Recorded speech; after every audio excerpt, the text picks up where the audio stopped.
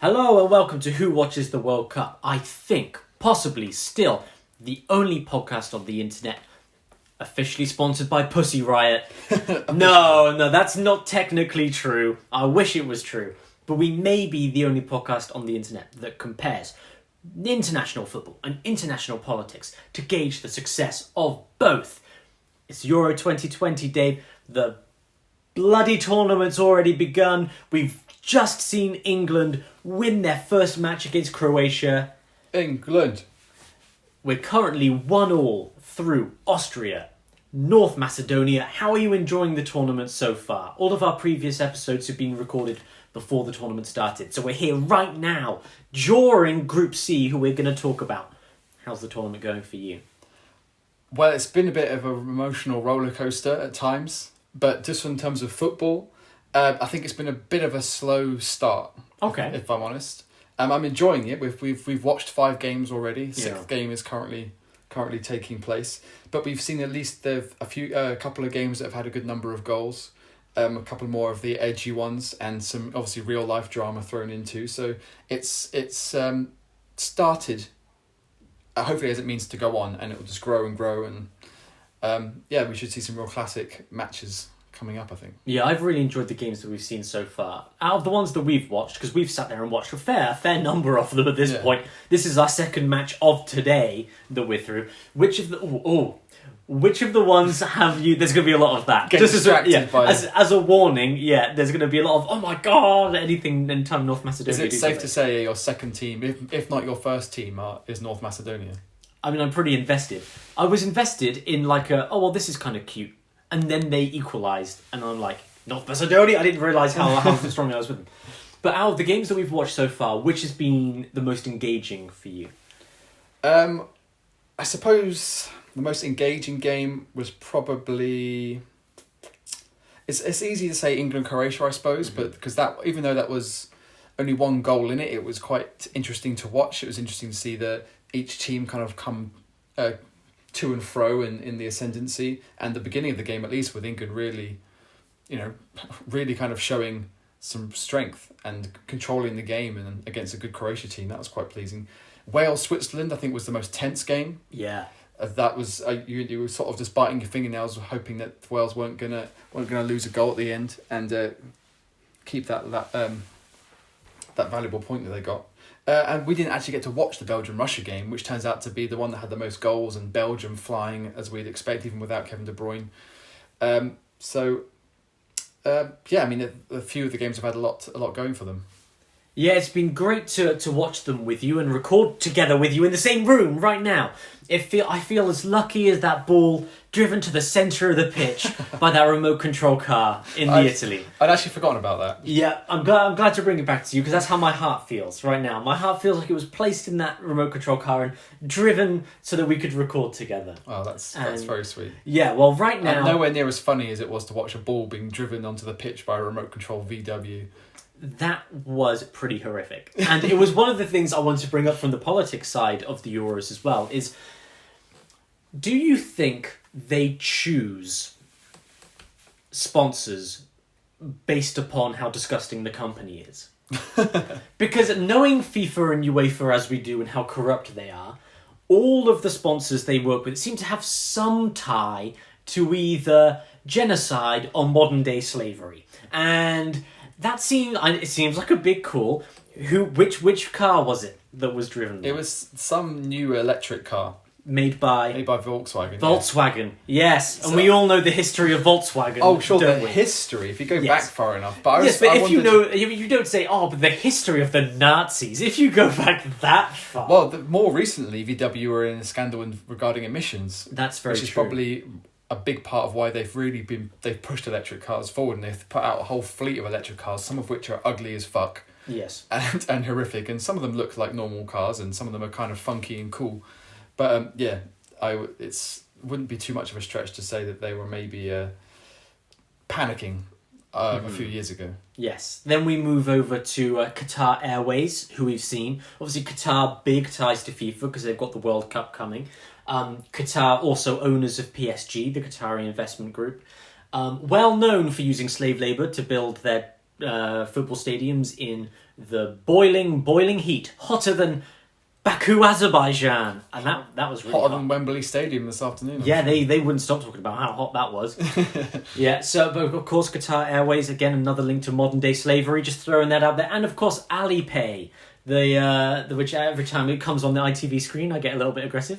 You do. You spit every time Alipay comes on TV. Alipay, the Chinese app, another one pretty much tied to the exploitation of the weaker people and stamping down on democracy in Hong Kong. So, do UEFA deliberately choose the companies that are... Or is it just a thing of modern-day globalization, where you just can't avoid companies that are tied into slavery and genocide? Maybe. Or maybe it's with that sort of the corruption that's connected to FIFA and UEFA, is that they're all a bit chummy with each other. Like, they all know the other organisations that do things a little bit off the books, a little bit under the table. Yeah. And there may be more benefits paid to UEFA and FIFA by these companies than will be publicised. Yes, and that is great, because that's going to get us into everything we're talking about today. Because previously, in our last episode, we spoke about Russia and how corruption, is a big problem there and things like that. And boy, are Russia coming back in a big way in today's episode. Let me tell you that. Group C. Who have we got in Group C, Dave? Not Russia, so I'm interested to see where this comes from. Yeah. Group C is teams currently playing right now: Austria and North Macedonia, Woohoo! as well as Netherlands and the Ukraine. Oh yeah, right. Now I'm going to guess that your pick for the winner of this group is going to be the Netherlands. Right, Holland. Holland's are going to surely, Dave, in the great history of footballing powerhouse, Holland, they've got to top this group. Right? I mean, I wouldn't say it was a given. Oh, not is it a Shea given?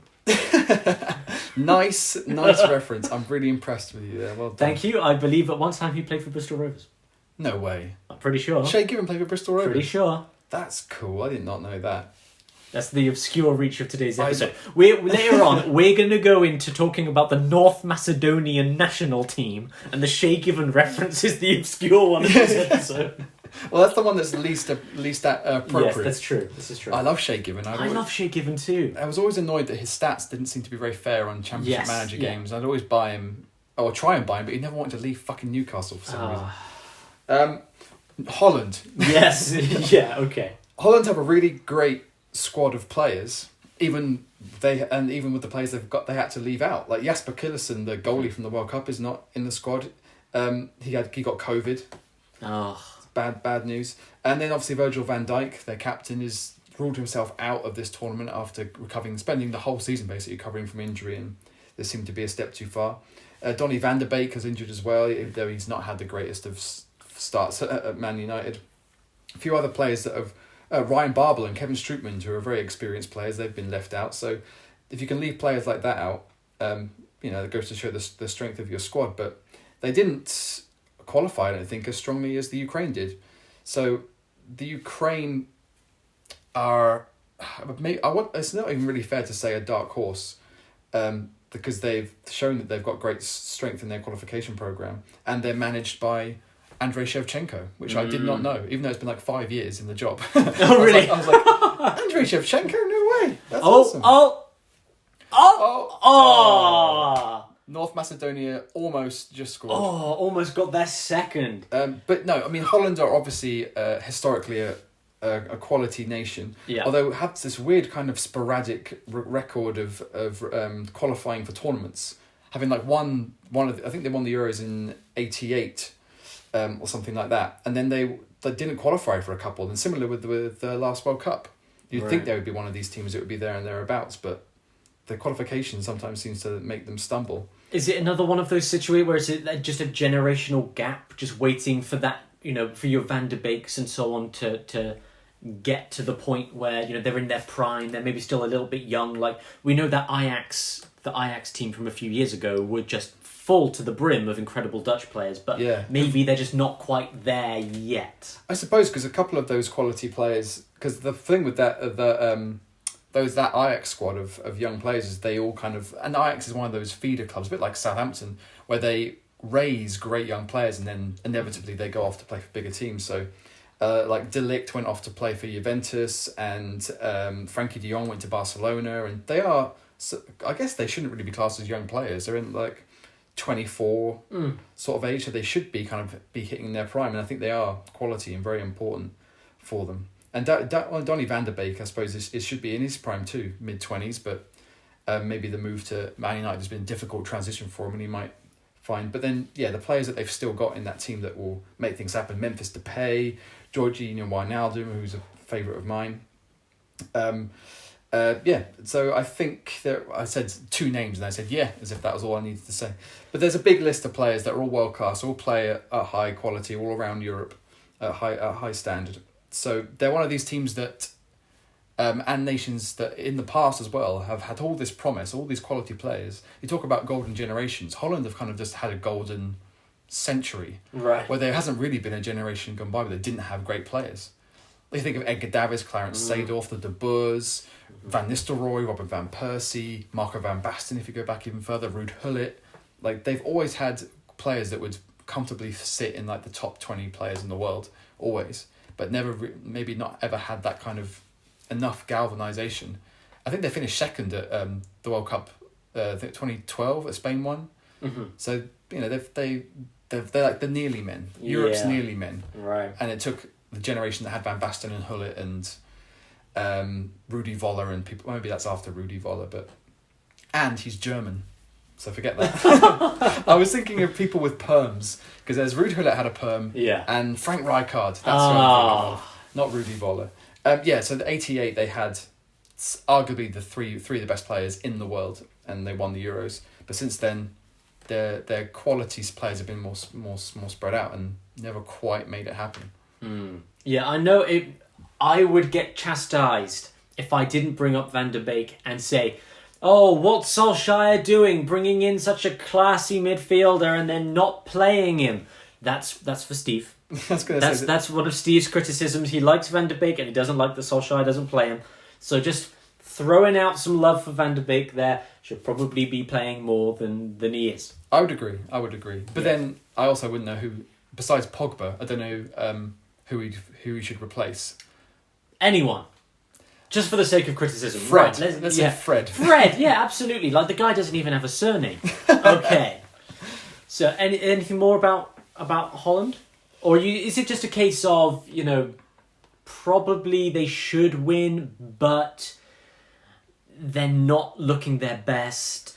Anything could happen in this tournament. I just don't trust them. Right. I feel like it's not. It wouldn't be an outside bet to see them go really far, but then they could be another one of these Holland teams that loses to the Ukraine, draws against Austria or Macedonia, and then doesn't go through. Or they could win all three of their games and charge through to the next round. It's just hard to predict who's going to show up. Okay, so do you think it's probably between Holland and Ukraine for who should top the group? They're undoubtedly the two. There's a gulf between those two and then Austria and North Macedonia. Yeah. Well, let's jump into Ukraine then. So, again, Ukraine, good footballing nation. Yeah. There's not, just a good, they've just got great players. The domestic teams, they've got a few good domestic teams. When they show up in competitive, continental football. It's you're never like, Dynamo Kiev, that'll be a walk in the park. It's like, okay. Those away ties are never fun for anyone who has to go up against them. Yeah. So what do you make of the Ukrainian national team? I think it's pretty strong. They qualified for the tournament top of their qualification group ahead of Portugal. Oh, wow. They didn't lose a single game. Won 6 and drew 2 of their games. So they've come into it strong. Andrei Shevchenko is their manager. Oh, yeah. For 5 years. For 5 years, yeah. And they've been strong throughout that period of time. And last month, their FIFA World Ranking was actually lower than Austria. I'm not quite sure how that really works. But this is like their third appearance at a European Championship. I think they're another one of these nations where a lot of their squad should be very close knit. A lot of their squad still plays in the Ukraine. The teams like you said, Shakhtar Donetsk, Dynamo Kiev, they make up the vast majority of that squad. And then you get a few outliers. I know they've got Alexander Zinchenko plays for City, and Andriy Yarmolenko's their captain, top goal scorer of the current crop, plays for West Ham, but maybe a bit like Van der Beek, maybe not being given the game time that his quality deserves. At least it's my opinion, I don't think he necessarily puts in the work rate that warrants his selection, but he's definitely got a lot of quality, a lot of class. But I feel like this is a real tight-knit squad that can really perform, and I'm really eager to see how they get on in their first match against Holland, because that's going to be definitely their toughest game of the group. And will they go out going, I think we can beat this Holland team, or will they go out going, let's just not lose this Holland game, and then we can probably safely, as long as we put in a shift, we'll probably beat Austria and we'll probably beat North Macedonia, and then we're through. So yeah, I think this will be while we're watching Austria and Montenegro. No, that's not what they're called. You're not that far off. No, Austria and North Macedonia as kind of a fun kind of minnows playoff kind of game. It's almost like this is like the undercard for the main event this evening. Yeah. This is a really nice segue into the political side of the conversation as well, because this Ukraine team is fired up. Like, we've seen it, it's been all over the news and social media and everything, how Ukraine are ready for this tournament. They're so ready for this tournament, they're willing to create an international incident to be ready for this tournament. And that really goes to show. And this is, I'm going to jump in for my first political section now, Dave, and just to talk about Ukraine, because this is our first featured appearance from the Russians. This is when they're subbing themselves in, as perhaps the villain of this story. Because as you may have seen on the news and in various conversations, the Ukrainian national team shirt has a map of Ukraine on the front, and it includes a territory known as Crimea, which you may have heard of because it's a bloody nightmare. It's a political bomb over there. They've got this map of Ukraine that includes Crimea, and they've got a slogan, they had a slogan on the shirt that says "Glory to Ukraine" and "Glory to the heroes."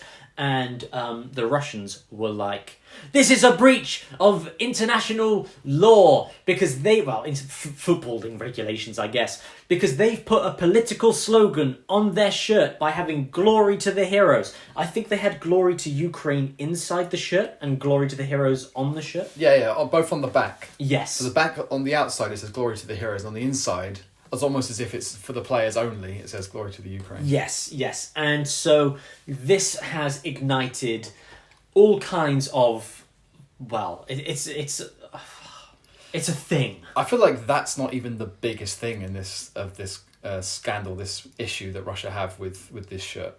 The slogan seems to be playing a second fiddle to the bit that you mentioned about the map. About the map. Well, let me get into both, and you'll understand why the "Glory to the heroes" has subsequently been moved. Because it's actually been removed. I think maybe they even put that inside as well. I'm not sure, but it's gone. Ukraine, after Russia complained, the Ukrainian FA had to sit down with UEFA. And UEFA were like, girlfriend, you're not having "Glory to the heroes" on the outside of your shirt. And anyway, so, yes, as you point out, we have this map of Ukraine, which includes the area of Crimea. In 2014... Crimea was annexed by Putin's Russia, where they just went, it's ours now, and they took it. This is a problem that goes back a long way. So depending, how much time do you have? We've got time. So the history between Ukraine and Russia goes back centuries and centuries and centuries.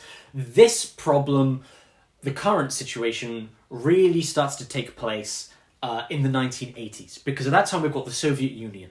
And the reason the Crimea has historically always been so important to Russia, to such an extent that we fought the Crimean War between Russia and and Great Britain and the Ottoman Empire, where we fought Russia for control of Crimea back, in the 19th century. was because Crimea is Russia's entry into the Black Sea, right? It's a naval... It needs it, basically, to get trade into the Mediterranean. Because Russia has... It's a massive country. It's basically... Well, it's entirely landlocked, except for it has one port in the north, over by St. Petersburg. It's got one on the other side, over by Vladivostok, bordering on the Pacific. And then it's got Crimea in the for the Black Sea.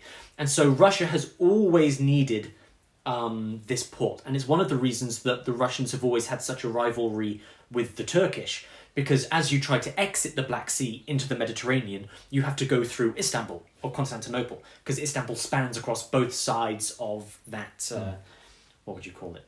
That delta, I don't know, whatever it's called. So there have been many wars between the Russians and the Turkish or the Ottomans for control of entry into the Black Sea and exit from the Black Sea. Now, in the 1980s, there was the Soviet Union. And so the Soviet Union controlled Russia, Ukraine, Kazakhstan, all of these countries that were ex-Soviet countries. But during that time, because that was the naval base of the Soviet Union, it was full of Russian military personnel. Basically, it was where they kept all of their navies. It's where they trained dolphins how to be weapons of mass destruction. It's all true. Is that real? Yes, all of this stuff. But what happened was, after the collapse of the Soviet Union, Ukraine becomes its own country, Russia becomes its own country, but Crimea has a large population of Russians who moved there because they were Soviet Union military personnel, right? So it was technically territory of the Ukraine, with a lot of people that would say, no, I'm a Russian citizen. And that's when the shit starts to hit the fan. That situation was mostly fine because Ukraine has always been like the little brother of Mother Russia, I guess. And the language is very similar. Ukrainian is kind of a dialect of Russians. After living in Russia, they look down on the Ukrainians. Like, Russians have Ukrainian nannies, and they think Ukrainians should really just do what the Russians tell them to do. And what that meant was that it was fine that there were Russians living in Ukraine, and it was fine that, Ukraine had that naval base, because the Russians just kept their naval bases in Ukraine. And it wasn't a problem because they were best friends. Then in 2014, I don't know if you remember those famous protests that took place in Ukraine in about 2014, where Ukraine was moving closer and closer to the European Union. And just when they were thinking, yeah, maybe we're going to sign this deal with the European Union, the then president of Ukraine went, actually, no, we're going to be best friends with Russia still. And people were pissed. The people of Ukraine were furious. And when I say the people of Ukraine, I mean the people of Kiev and, like, Western Ukraine. The ones who think of themselves as Ukrainian, not the ones who think of themselves as Russians. Where's Minsk? Is Minsk in the Ukraine? No, Minsk is in Belarus. Ah, damn. That's it. I was kept thinking, I'm listening to you going, where's Minsk? Yes, Minsk is in Belarus, but Belarus is another one of those countries in a very similar situation, because recently there was that plane that was diverted into Belarus so that they could arrest that journalist, right? Do you remember that? Oh, no, I don't remember that. No, that was recent news, where there was a plane flying over Belarus. Oh, yeah. Yes. I do remember this now. Yes, and the guy that was arrested was an opponent of the government who is backed by Putin. And in the previous election, Austria just scored. God damn it. That's a shame for North Macedonia there, but that was a good goal. It was nice, Fair, yeah. Great cross, David Alaba. Yeah, the goalkeeper maybe slightly just on the wrong side of it. The defenders couldn't quite get there. A fair goal to Austria, but damn. But fuck those guys. Yeah, damn you, Austria. Yeah. Something was going on in Belarus. Belarus, another Putin-backed government. They tried to change to be more Eurocentric. The people wanted to move to be more towards Europe. And the government said, no, we're going to stay here anyway. And there were big protests about it. Anyway, so a reasonably similar story to Ukraine, except this government held on. But in the 2014 protest, they just held up the shirt for Christian Eriksen there as well. Good guys. Yeah. Oh my God. In the 2014 protests, there were against this pro-Russian president. It was a big a big movement with like Vitaly Klitschko was part of it. He's like a political opposition leader, but he wasn't anti the Ukrainian president enough. Like, if you watch documentaries about it, it's like he's there going, "Calm down, everyone," and everyone's like, "Shut up, Vitaly! We're here for revolution." And there was basically a revolution. The president had to flee to Russia, and the Russian government said, "This is an illegal revolution that's taken place." 2 months later, they invaded Crimea. Right, and that was it. They were like, the new government that formed wanted to move more towards the EU, which threatened Russia's interests by having these naval bases. So one day, you've got these. They would call themselves like separatist groups. They had like referendums, illegal referendums, kind of like Catalonia in Spain, where these like bits of eastern Ukraine, including, I have a feeling, Donetsk, but I don't want to throw that out there if I'm wrong. Where the people there had these big referendums to say, we want to join Russia, but they were illegal referendums, right? There was no backing to them, and so the Ukrainian government went, no, you're not joining Russia. So the Russians kind of just did it. The Russians they had military bases in Sevastopol and these other parts of Ukraine, and so one day the Russian military personnel just took their uniforms off, walked out, and just took it, and that was basically it. Jesus. Yeah. And they kind of aligned with these like Ukrainian militias, and then the Russian military moved in, and there were biker gangs, and it's a whole thing. This is one of the I think the first European invasion to have taken place since World War II, where a European nation has just said, yeah, we're going to have that bit of land, and they just do it. And Russia did a similar thing in Georgia, I think it was just before the Beijing Olympics. 2008, yes. Yeah, they just did, we're going to have Georgia. It didn't go very well. That was a complicated situation. Again, I'm probably talking out of my ass. But yeah, that's the whole thing. So, the fact that Ukraine has put Crimea on their shirt is like a middle finger to Russia, because it is currently, unofficially, illegally occupied by the Russians. And so the Ukrainians are saying, it's ours, and the Russians are saying, no, it's ours. That you would think would be enough to be an incident, right? But the glory to the heroes thing is where shit really kicks off. Because during the 2014 revolution that kicked out that pro-Russian president, they were chanting glory to the heroes as they did it, which means that this is a directly anti-Russian slogan, when this slogan even goes further back to World War II, where pro-Ukrainian nationalists fought against the Soviet Union. And the Soviet Union said anyone who was anti-Soviet Union during World War II was a Nazi. And so what the Soviet Union said was, if you are chanting glory to the heroes in support of Ukraine, you are also supporting the Nazis, which means you're supporting genocide, you're supporting the murder of the Russian people, you're supporting all of this stuff. So when Ukraine says glory to the heroes on the back of their shirt, the Russians are like, you Nazi sons of bitches. Because they decided that they would be. Yeah, that was kind of like, that was always the Soviet propaganda against Ukrainian nationalism, was that these Ukrainian nationalists were fighting alongside Nazis, so therefore they are Nazis, therefore you are a Nazi if you say glory to the heroes. And in 2018, the Ukrainian army started saying glory to the heroes as like a greeting to each other, like, hey buddy, glory to the heroes, like that. And the Russians are like, oh, you can't say that, it's not the Nazi, rah, rah, rah. Yeah. So by having it on there, the Russians are like, you couldn't have a swastika on your shirt, but you can have that. Why would the Ukraine FA even approve this? Because I know that UEFA approved it initially, didn't they? They have to. Yes, because again, it's a slogan that people in Ukraine say to each other now. Yeah. It would be like having like 3 lines on the shirt, on your England shirt, if it had a history of, you know, English nationalism. Well, if it was related to like the empire or something. Yeah. So yeah, it's a super complicated situation. Like, even as I'm trying to explain it, I'm saying what I know of it, but that's lacking all of the subtlety that, you know, that goes underneath that. But that's basically why this is all kicked off. But that's that thing, right? It's there to show Ukrainian solidarity and glory to Ukraine, glory to the heroes, glory to the people who fight for our country. Crimea's on the shirt. We've got a nationalist slogan on the back. We're here to do it. And it wasn't until Russia went, but you can't say that about... But Crimea's ours, and you're a Nazi.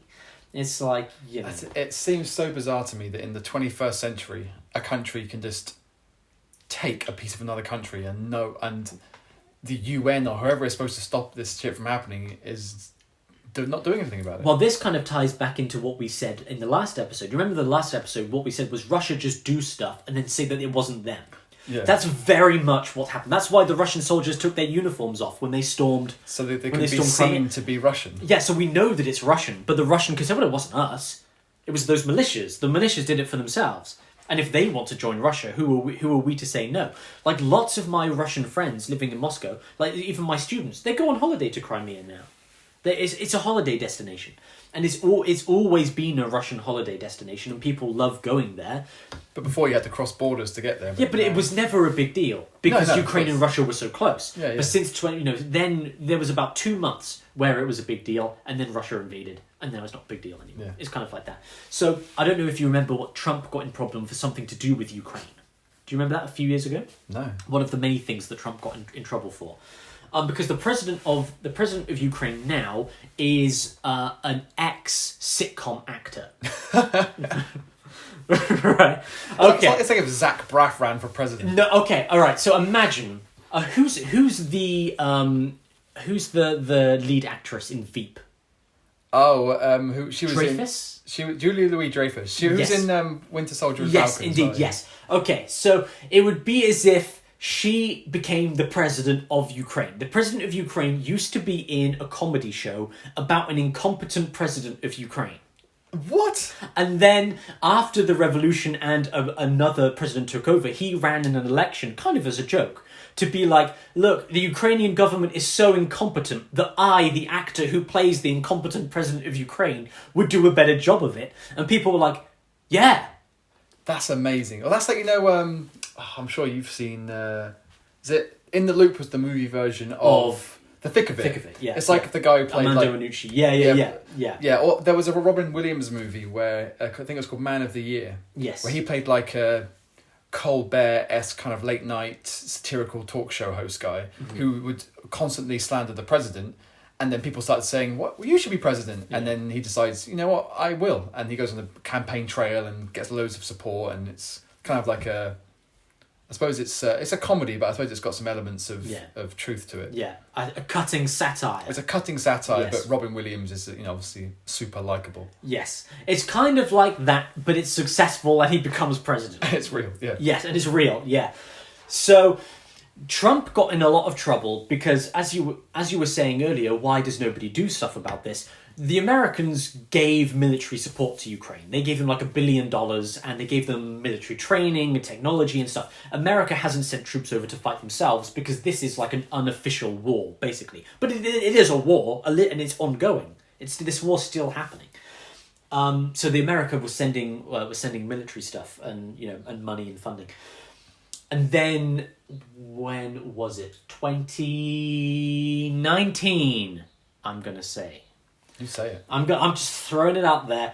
Joe Biden looked like he was about to become the Democratic nominee to run for president, as we know he did, and he won it successfully.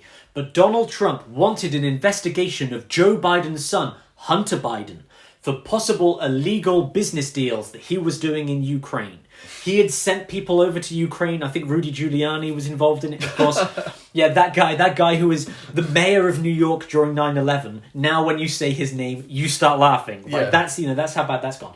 But in order to try and get dirt on Hunter Biden, Joe Biden's son, Donald Trump said to our sitcom president of Ukraine, if you don't help me find this dirt on Hunter Biden, I'm going to cut off the military aid to Ukraine in your fight against Russia. And the Ukrainian president was like, what? And this was all on the phone and it was all recorded. So that was one of the things that he was kind of impeached over, was that Trump was willing to threaten international cooperation in a fight against Russia for his own party political gain. Dig up dirt on one of his... Yes, on one of his opponent's sons. Yeah. Yes. And so that was a big thing. But of course nothing happened to Trump because nothing ever happened to Trump. And so anyway, we've managed to talk about the politics of Ukraine and find our way back to Trump. So that was a whole thing. I don't know if you know this, but I wonder if Ukraine and Russia, at least maybe now, if not in the past, are two of those countries that the UEFA in the draw for tournaments and qualifying keep them separate. Because there are certain nations that in Eastern Europe and Central Europe. Oh no!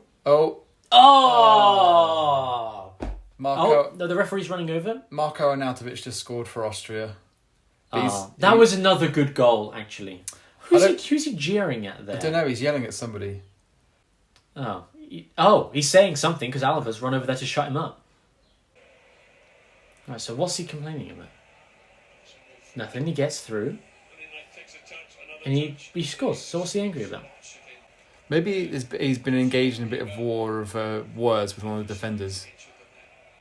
Right, or is he pissed off that he didn't get picked? Yeah, maybe. Right. I need to go to the toilet right now. Something pops up anyway. Where are you going? I'm going to use the downstairs one because I don't want to get caught on the microphone.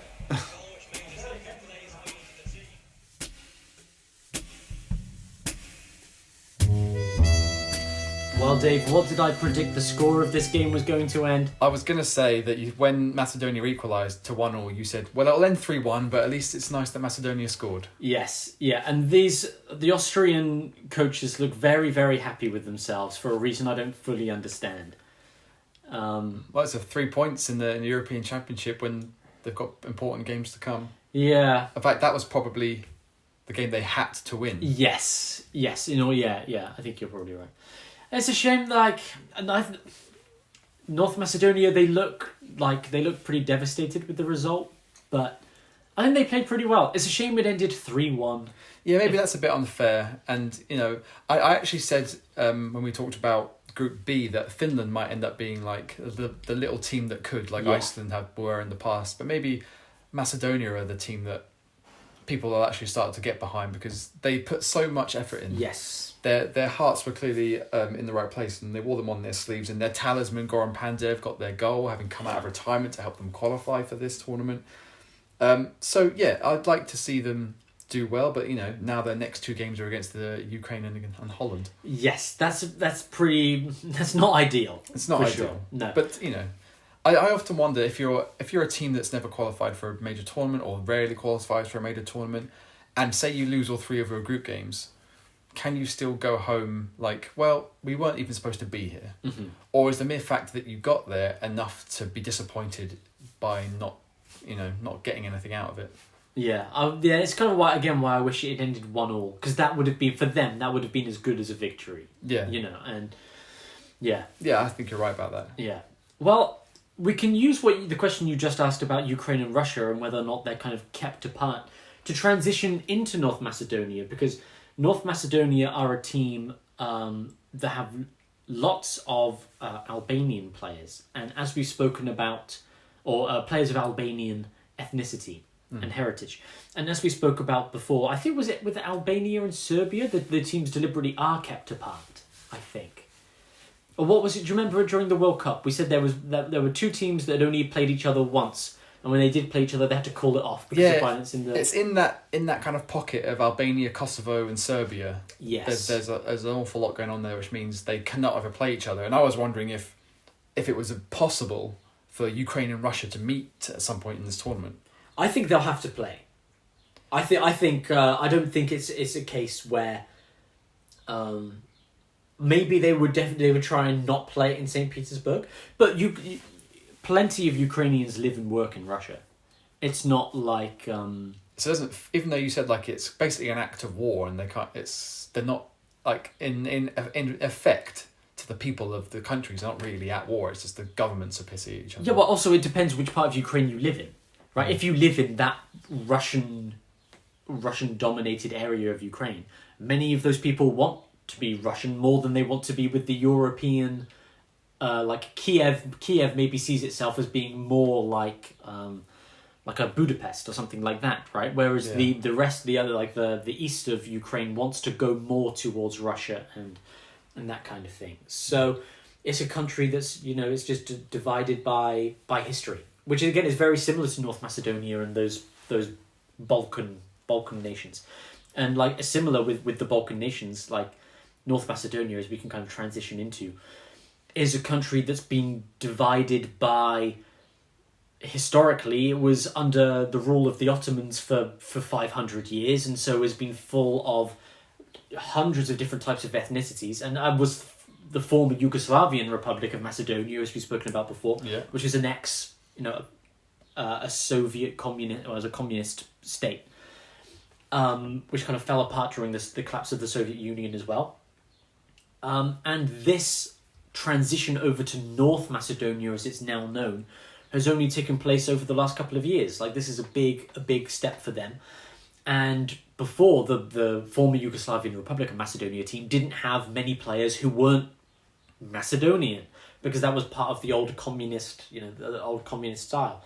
But now they do have these players of Albanian heritage that are coming through, and I think six of the Macedonian players are of Albanian ethnicity.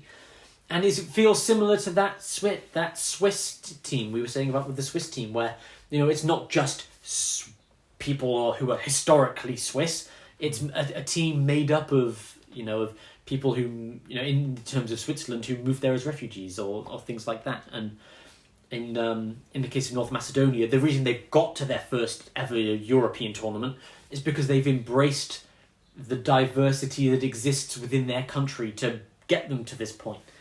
And it seems like they've got a pretty decent squad. I know we just watched them lose 3-1 in their first, tournament game, but this is a groundbreaking moment for them to have reached this tournament, and the team played well, and it was really great to see. Yeah, they at least played with heart and conviction. Yeah. But their squad wouldn't give any reader hope for them to achieve much. To be honest, they're quite sporadically spread out, the squad throughout Europe. You mentioned Albania. I know they have one particular player who plays for an Albanian team. Okay. But they have players based in Croatia.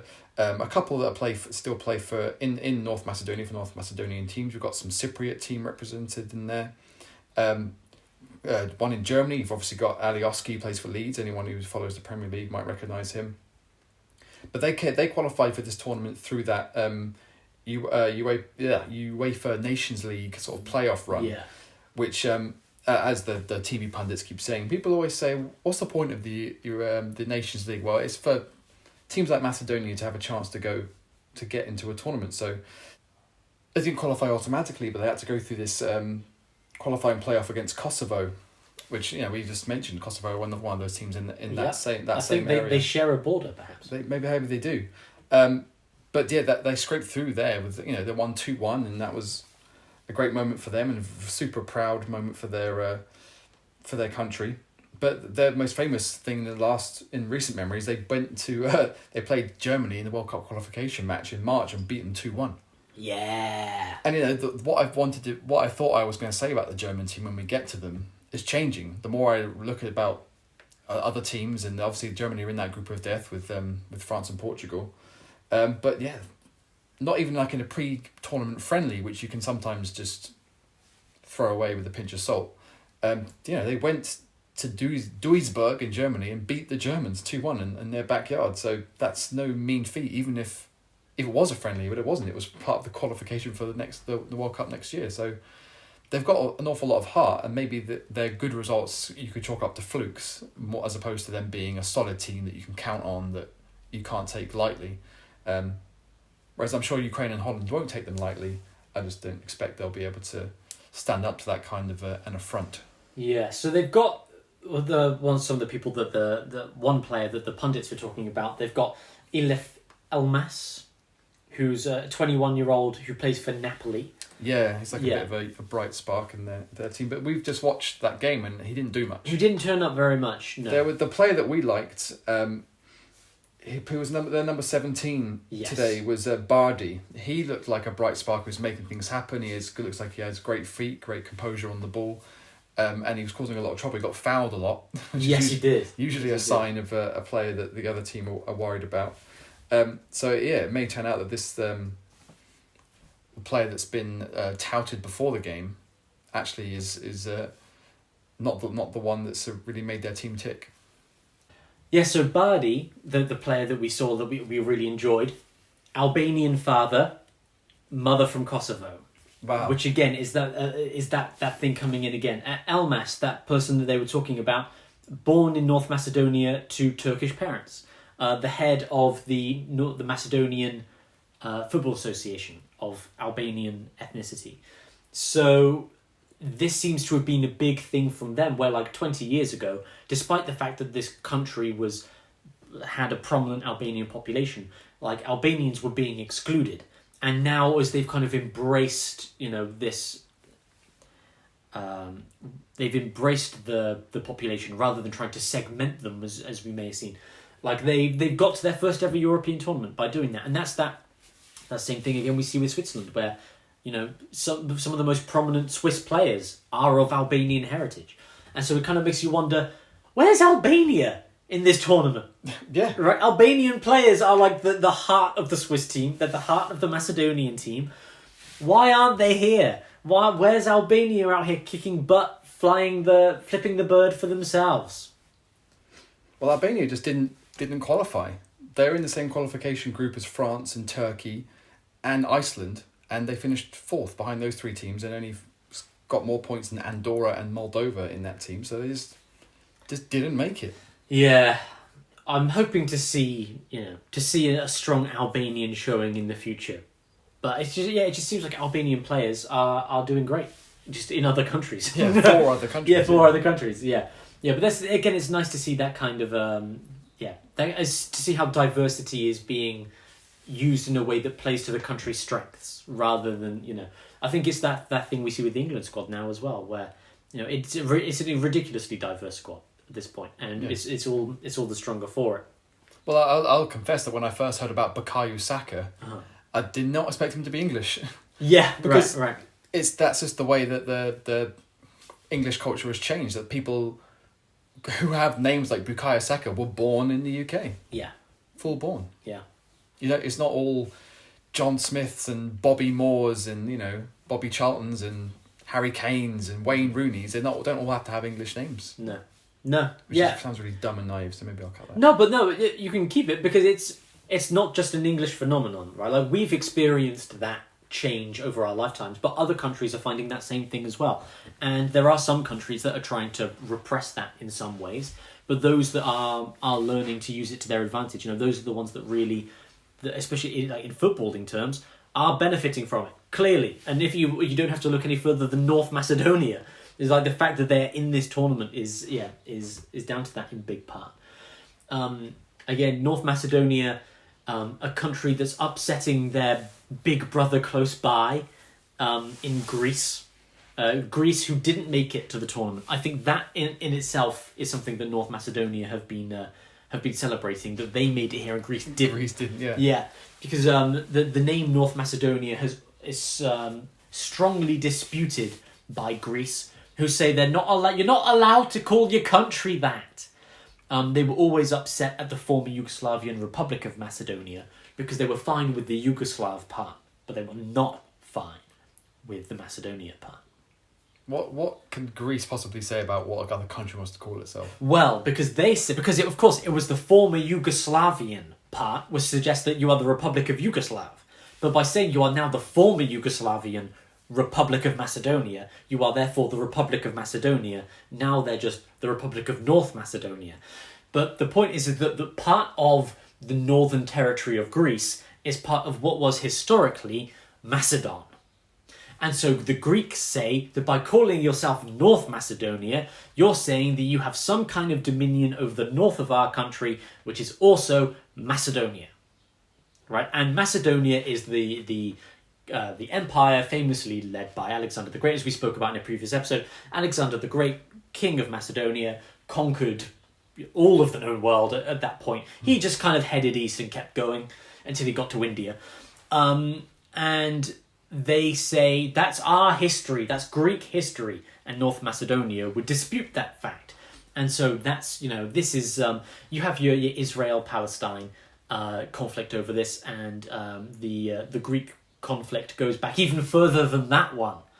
So Yeah, it's a whole thing. So the North Macedonians probably pretty happy that the Greeks aren't here, and they are, and they can be like nah, nah, nah, nah, like that. Yeah. But after that loss to Austria, I bet there's some Greek fans who are pretty happy about it. But forget those. That's guys. what I say. Good on you, North Macedonia.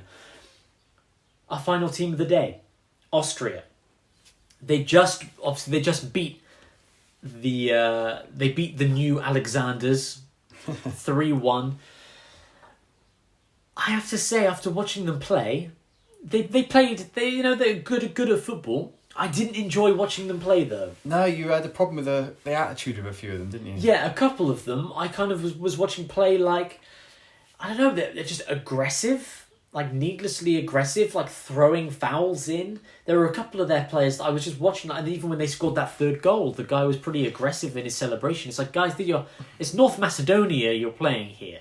You know, it wasn't like this is the final and you're against Germany or, you know, I don't know who an Austrian rival is, but I doubt it's North Macedonia. Their main rival is Hungary, surprisingly. Oh, okay. Well, yeah, that makes sense. The Austro-Hungarian Empire. Yeah, I guess that makes sense to have that historic tie, that historic rivalry. But what do you make of the Austrian team? Yeah, I mean, I'm with you. They looked quite strong. I mean, obviously they conceded a goal against North Macedonia, but it was a bit of a defensive mix-up, and yes. Goran Pandev using all of his experience to take advantage of that situation. But the squad, the squad seems quite good, and they've got their talisman, David Alaba, just kind of pops up wherever the hell he wants and makes things happen. He set up the second goal. Marko Arnautovic, it was, who scored that last goal. He used to play for West Ham, then he left to go play in China for some... You were going to say for some reason. The reason is money, Dave. Those dollar bills. Dollar bills. So yes. Yeah. But he left like 2 years ago, and he's only played like 30 games for Shanghai Port. Scored 20 goals, because he's one of those players that you could just like... I never got like Fellaini went there and Oscar left Chelsea to go to play for China. It's like, what's the standard there? These seems like players who are like, if you want to be generous to them, they are thinking ahead and going, a footballer's lifespan in a career is short. Mm-hmm. And sure, I'm on this many thousands of pounds a week now, but by the time I turn 35, nobody's going to want to do that for me anymore. And then I've got to live another maybe 60 years. So why not go play in a country where I get paid an exorbitant amount of money? Then I can do whatever I want, or be more lazy in my later years, or whatever it is, or, you know, do they want to put it in investments or whatever it is. It just seems like the lifestyle or financial security or whatever is more important to players to do that than the game, the sport, the competition. So I lose a little bit of respect for players who do that, especially Arnautovic, who was he's 32 now, but he left when he was 29. So he would still have the chance to have gone to another English club, another European club. Well, he could have just stayed at West Ham. Like, he was a star. We loved him. He was great. He has that combustible attitude that we saw when he scored. And it'd be interesting to find out what happens about that, or what is said about that, because he scored and he seemed to yell very directly at somebody with rage, utter rage. Yeah. And then the celebrations with David Alaba were a bit crazy. So I wonder what the story is there. But the vast majority of their team plays in Germany. Besides Arnautovic, who plays in Shanghai, they've got one midfielder, Schaub, who plays in Switzerland. David Alaba obviously has just left Germany, left Bayern Munich, and he's joined Real Madrid. The only Austrian players who play in Austria are Andreas Ulmer, the 35-year-old defender who plays for Red Bull Salzburg, and their number one choice goalkeeper, their number one shirted goalkeeper, Alexander Schlager, plays for LASK in Austria, but we saw Daniel Bachmann, the Watford goalkeeper, played in the first game, but that's only his fourth cap, so good for him. Either he's up and coming, or they thought, if we're going to mix up the goalies, we'll save our number one choice for the harder games. But there's a good number of caps spread out across the squad. Like, they seem to be a unit that have been together for a long time.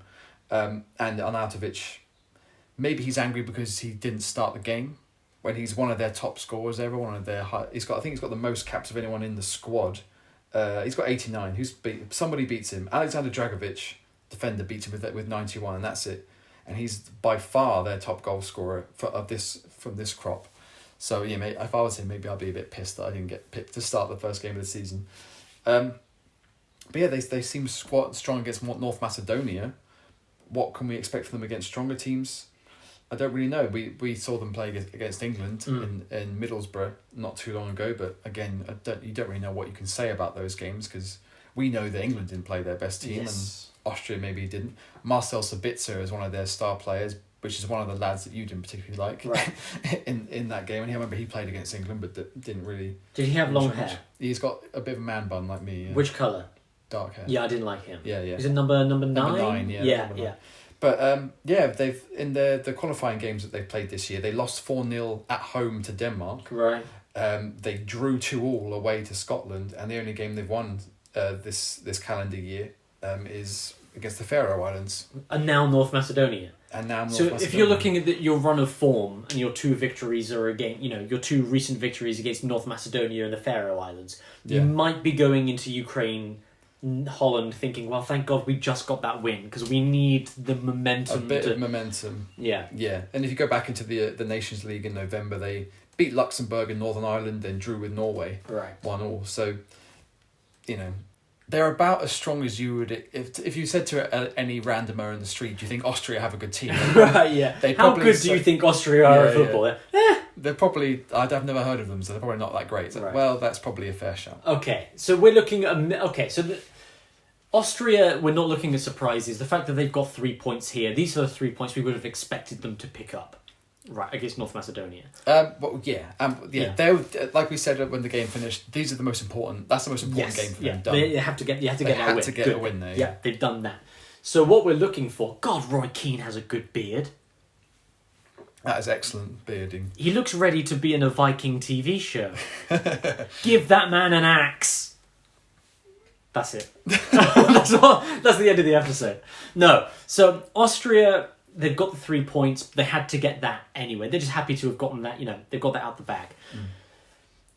Ukraine possibly up for an upset here. Historically, we'd say, it's Holland, but maybe Holland aren't as strong as they could be, and Ukraine are Ukraine are looking good. They're jazzed up for it. They're ready to go. They're on a patriotic super attack to get through to the next. Well, speaking of momentum in their run, they played their warm-up friendlies were against Cyprus and Northern Ireland, which they won both 4-0 against Cyprus, 1-0 against Northern Ireland. But then all of the rest of their games this calendar year have been 1-1 draws. Right. Away to France, home to Finland, home to Kazakhstan, and home to Bahrain. So you're pretty happy. You're pretty happy with your 1-1 draw to France. But as you get further down that list, you're less and less happy with the 1-1 draw. You're getting closer and closer to a major tournament, and you can't beat Finland or Kazakhstan or Bahrain. You scrape a 1-0 win against Northern Ireland. Yeah. But then your last game a week before the tournament is a 4-0 drubbing of Cyprus. Yeah, take that, Cyprus. Get your confidence up. Yeah. But yeah, I think I'm pretty confident Ukraine will beat North Macedonia. They'll probably beat Austria. So whether or not they finish top of the group will depend on if Holland show up. This result tonight. Well, the coverage has already started for us for the Holland Ukraine match. Yeah, Nigel de Jong there looking like some sort of super villain. Yeah, a very handsome super villain. I was about to say the same thing. Yeah. Yeah. So I don't know if you remember the World Cup. Was it 2010 where he karate kicked Xabi Alonso in the chest? I don't remember that. However. We know he's got supervillain pedigree. He does, yeah. Yeah. If you're ever looking for a supervillain henchman or somebody to cast in your movie who can definitely do a karate kick, you know who to look to. Let's just get into this. Go watch this Ukraine game. I'm excited. Yeah, this is like we said. This is the main event after the undercard match, which was kind of entertaining in itself. Yeah. Let's just hope it's not a bore draw. Yeah, this is our third game of football today. Next episode, we're on to Group D. We've already seen one of the matches, Dave. The first game we saw today. How did that happen? Croatia. Dave doesn't know how it's happened. I've already told him. It's a time difference thing, but he's not having it. He's not convinced. We'll do some research and get back to you on how that could possibly be. How would you play the Group D games before the Group C games? It's time difference, that's why. I'm not buying it. He's not buying it, folks. So we'll get back to you on how that pans out and why Dave now owes me money. Thank you for listening to this episode of Who Watches the World Cup. If you've enjoyed it, you know someone who you think might enjoy it as well, like, subscribe, share, all the good stuff. And we will catch you soon for the next episode. That was good. That was a good one.